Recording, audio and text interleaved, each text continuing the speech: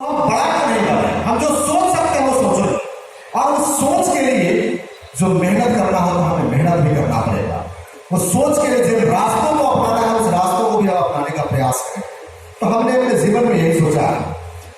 Like example में मैं सोचता मैं कहना चाह रहा हूं कि बच्चे कभी कभी सोचते हैं हमें एग्जाम पास करना है, हम ये क्यों नहीं सोचते कि हमें एग्जाम में टॉप करना है।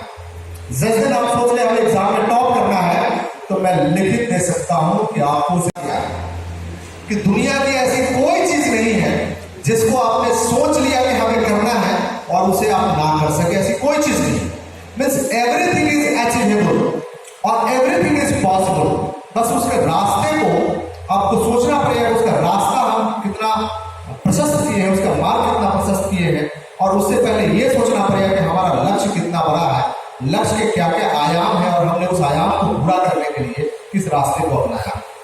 इस हॉल में जो बैठे हैं कल होकर के क्या बनेंगे ये कोई नहीं जानता।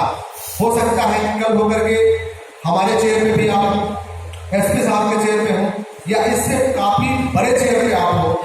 इसलिए आपके भविष्य को आप भी नहीं जान रहे हैं कि आप कहां पहुंचेंगे। तो मैं तो यही कहता हूं कि जब मांगना है खुदा से तो आसमान क्यों नहीं मांग रहे, और जब सोचना है तो जाने के लिए सोच रहे हैं तो आपको सोचना पड़ेगा कि हमें फिजिक्स पढ़ना पड़ेगा, हमें स्पेस साइंटिस्ट पढ़ना पड़ेगा, हमें स्पेस क्राफ्ट के लिए प्रैक्टिस करनी पड़ेगी।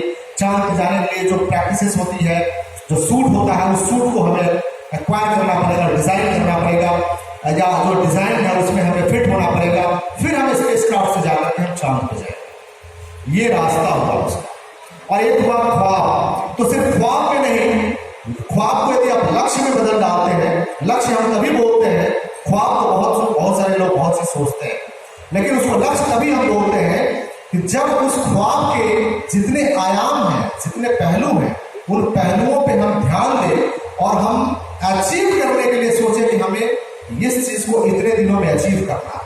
मैंने 3-4 फैक्टर का नाम लिया। पहला तो लक्ष्य होना चाहिए। ख्वाब को लक्ष्य में कब बदलेंगे? पहला तो टाइम, किसी भी काम करने का समय, किसी भी काम को करने की समय सीमा होती है। कोई एग्जामिनेशन लिख रहे हैं, आपको एग्जामिनेशन की तारीख पता है पहले से, तो तारीख के हिसाब से हम प्लान करें। दूसरा इसमें कि उस एग्जामिनेशन को पास करने के लिए हमें कौन कौन से सब्जेक्ट को मजबूत करना पड़ेगा, वो आयाम हुआ। उस सब्जेक्ट को मजबूत करने के लिए हमें किस किस शिक्षक से हेल्प लेना पड़ेगा, किस दोस्त से हेल्प लेना पड़ेगा, ये आपके रास्ते हो गया। और बड़ी बात जो दृढ़ निश्चय है कि हमें इतने दिनों में करना है, ये 3-4 चीजों को फैक्टर को आप ऐसे रिलेट करते हैं तो दुनिया की कोई ताकत आपको जो चाहते हैं उसे अचीव करने से रोक